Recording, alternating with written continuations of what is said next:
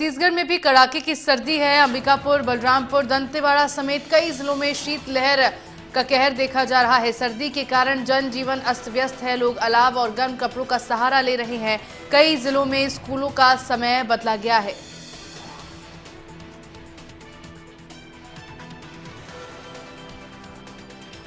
छत्तीसगढ़ में भी कड़ाके की ठंड। प्रदेश के कई जिलों में शीतलहर का कहर। लोग अलाव और गर्म कपड़ों का सहारा ले रहे हैं। जनजीवन पूरी तरह से अस्त व्यस्त है। बच्चों के स्कूलों का समय कई जिलों में बदला गया है।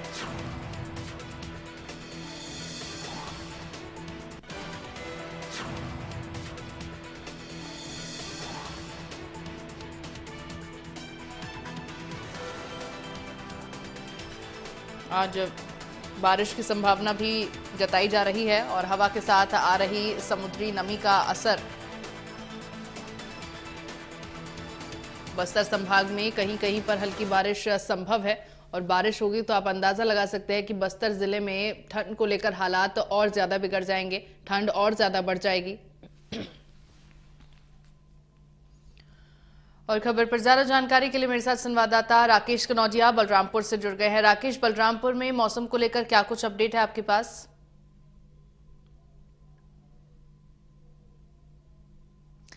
राकेश, मेरी आवाज पहुंच पा रही है आप तक? चलिए, राकेश तक लगता है आवाज नहीं पहुंच पा रही।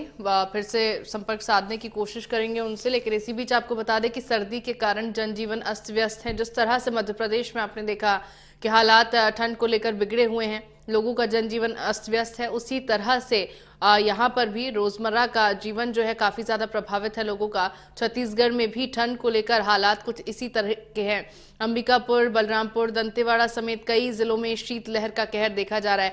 बस्तर में तो आप देखिए कि बारिश की संभावना भी जताई गई है। बारिश अगर होती है तो जाहिर तौर पर ठंड और ज्यादा बढ़ जाएगी। ऐसे में लोगों को और ज्यादा परेशानियां होंगी।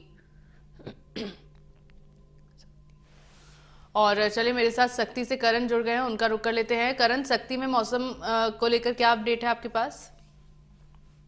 जी बताना चाहूंगा, जो शक्ति जिला है वो छत्तीसगढ़ के सबसे गर्म स्थान चांपा से लगा हुआ जिला शक्ति जिला है। बावजूद इसके जब से ठंड बढ़ी हुई है, यहाँ भी ठंडी काफी ज्यादा देखने को मिल रही है। सुबह सुबह के समय में जो सड़कों में कोहरा है वो छाया हुआ लग।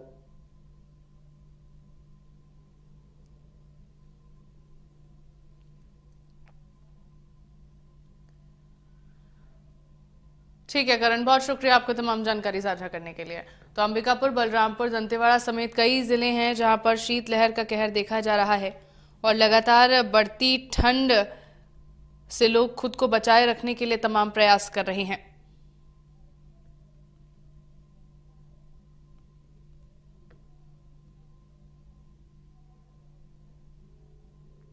और एक बार फिर मेरे साथ ज्यादा जानकारी के लिए राकेश कनौजिया बलरामपुर से जुड़ गए हैं। राकेश, क्या तापमान बलरामपुर में है? क्योंकि बलरामपुर में कहा जा रहा है कि शीतलहर का कहर बहुत ज्यादा है। लोगों को किस तरह से परेशानी हो रही है बढ़ती ठंड के बीच?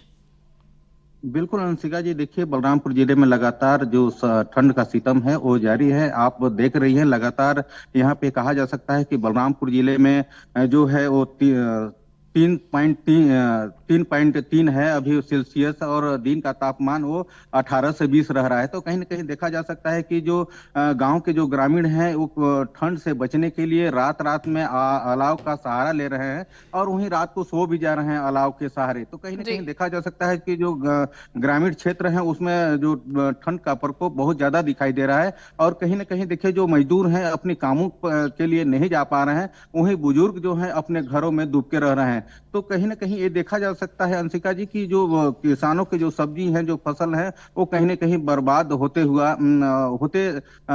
होने का अंदेशा लगाया जा रहा है। तो कहीं ना कहीं देखिए यहाँ पे जो 6 विकास खंड है, 6 विकास खंडों में नगरीय जो पंचायत है वहाँ पे प्रशासन की ओर से जो अलाव है, अलाव की व्यवस्था बना दी गई है ताकि लोगों के आने जाने वाले लोगों के लिए दिक्कतों का सामना ना करना पड़े। तो कहीं ना कहीं देखिए जो सबसे ज्यादा यदि अपन ठंड की बात करते हैं तो कुसमी सामरी, ये जो बलरामपुर जिले का जो एक भाग है, वहां पे बहुत ज्यादा ठंड पड़ रहा है। वहां पे देखा जाए तो 3.3 से भी कम जो डिग्री है वो नीचे गिरा हुआ है और शीतलहर की चपेट में है। जी अंशिका जी। बिल्कुल राकेश, क्योंकि बलरामपुर सबसे ज्यादा ठंडा बताया जा रहा है, बहुत ज्यादा ठंड यहाँ पर पड़ रही है, ऐसे में मौसम विभाग की ओर से क्या कहा जा रहा है और कितने दिन तक लोगों को ठंड का ये प्रकोप झेलना पड़ेगा, ठंड झेलनी पड़ेगी यहाँ पर? देखिए अंशिका जी, क्योंकि ये देखिए उत्तर प्रदेश और मध्य प्रदेश से जो शीतलहर चलती है वो बलरामपुर जिला से ही होकर गुजरती है, तो कहीं ना कहीं ये देखा जा रहा है, अंदाजा भी यही लगाया जा रहा है कि अभी जो ठंड है 2-3 दिन और पड़ने का अनुमान लगाया जा रहा है। अब देखने वाली बात होगी कि आगे किस तरह से जो ठंड है वो ठंड का सिस्टम किस तरह से जारी रहेगा। तो लेकिन जो गांव के जो ग्रामीण है अलाव के सहारे ही अपना अभी फिलहाल जीवन व्यतीत कर रहे हैं, क्योंकि जो बुजुर्ग हैं उनको वो घर में ही दुबक के रह रहे हैं। जो छोटे छोटे बच्चे हैं उनके लिए भी इस मुसीबतों का सामना करना पड़ रहा है, क्योंकि स्कूल भी जो है वो 9 बजे से ही तैयार होकर बच्चों को जाना पड़ रहा है स्कूलों में। तो कहीं ना कहीं जो छोटे बच्चे हैं उनको उनके लिए भी ये जो ठंड है वो ठंडों का सामना करना पड़ रहा है। तो बिल्कुल इसलिए राकेश, अंशिका क्योंकि जी, ठंड का वक्त बहुत मुश्किल वक्त होता है, सुबह सवेरे उठकर तैयार होकर स्कूल जाना बच्चों के लिए भी काफी मुश्किलें यहाँ पर होती होगी। 10 डिग्री तक 10 डिग्री से नीचे तापमान यहाँ पर दर्ज किया गया है, इसमें ठंड बहुत ज्यादा यहाँ पर बढ़ती जा रही है, अलाव का सहारा लोग ले रहे हैं, लेकिन देखना होगा कि ये शीतलहर का कहर कब तक बलरामपुर पर बना रहता है। बहुत शुक्रिया राकेश आपका तमाम जानकारी साझा करने के लिए।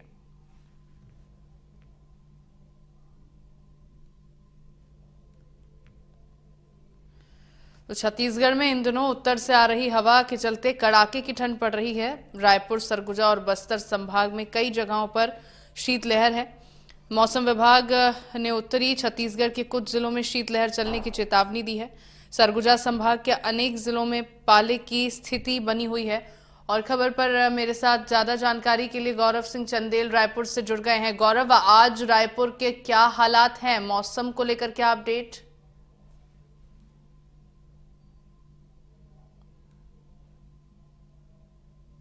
देखिए, मौसम की हम बात करें, जिस तरह से लगातार जो कड़ाके की जो ठंड है वो लगातार देखी जा रही है। जो न्यूनतम गिरावट की हम बात करें तो 3 से 4 डिग्री सेल्सियस तक जो है छत्तीसगढ़ के कई जिलों में जो पारा है वो गिरता हुआ नजर आया है। लेकिन अब कुछ दिनों में ठंड से जो है राहत है वो मिलने की संभावना जो है यहाँ पर जताई गई है, क्योंकि समुद्री इलाकों से जो नमी आ रही है जिसके चलते बादल छाने की जो संभावना है वो यहाँ पर मौसम विभाग ने जताई है। तो 22 तारीख तक जो तापमान में बढ़ोतरी है वो धीरे धीरे देखी जाएगी, जिसके बाद खास करके बस्तर क्षेत्र और सरगुजा क्षेत्र में बरसात की जो संभावना है वो जताई गई है। और वहीं रायपुर में भी, राजधानी में भी जो बादल छाए हुए हैं वो बादल छाते हुए दिखाई नजर आएंगे।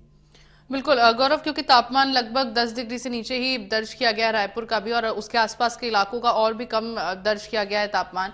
अब देखा जाए तो क्योंकि सर्दी का मौसम होता है, लोगों के लिए धूप बहुत ज्यादा जरूरी हो जाती है, तो क्या जो गिरता तापमान है उसके बीच धूप निकल रही है, लोग उस धूप का लुत्फ उठा पा रहे हैं? जी बिल्कुल, देखिए अब तक देखिए जिस तरह से कड़ाके की ठंड पड़ रही थी उसमें जो धूप है वो एक अमृत की तरह लोगों के लिए काम कर रहा था। जो लोग हैं वो सुबह सुबह अपने घरों में धूप ढूंढते हुए नजर आ रहे थे, कोई छतों पे चढ़कर धूप सेकते हुए नजर आता था, कोई आंगन में खड़ा रहता था। तो कहीं ना कहीं जो राहत है वो ठंड में भी मिलती हुई नजर आ रही थी।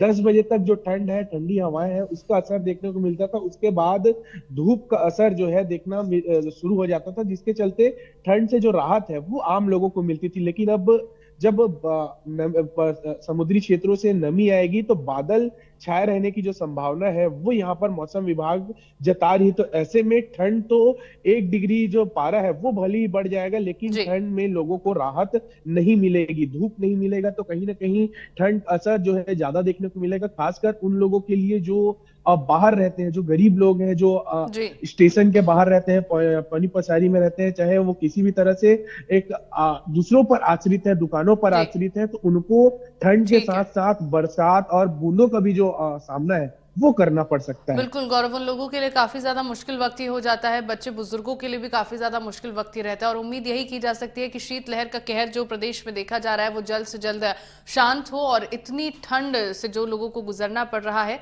उससे खुद को बचाए रखने की जद्दोजहद लोगों को ना करनी पड़े। बहुत शुक्रिया गौरव, आपका तमाम